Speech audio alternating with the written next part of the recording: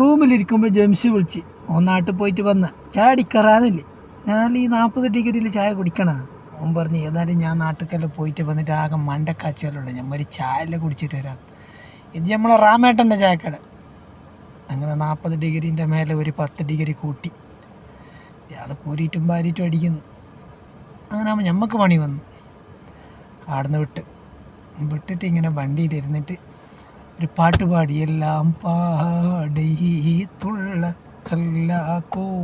അങ്ങനെ ആകുമ്പോൾ അവിടുന്ന് വിട്ടിട്ട് ഇങ്ങനെ പോയത്. പിന്നെ ഒരു നമ്മളവർക്ക് അവിടുന്ന് നമ്മളത് അപ്ലൈ. പിന്നെ ഒരു പ്ലെയർ വന്നു. അവൻ പറഞ്ഞു ഇറങ്ങണ വണ്ടിയെന്ന് പറഞ്ഞു. ഞാൻ ഭയങ്കര ചൂട്, നീ ചൂടെല്ലാം ആടിരിക്കട്ടെ ഇറങ്ങുമെന്ന് പറഞ്ഞു.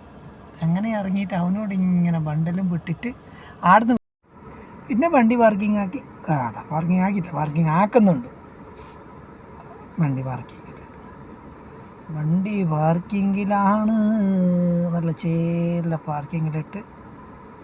അപ്പം എന്താക്കാം ഞമ്മോ, ഇന്നത്തെ കഥ മുടിക്കാം.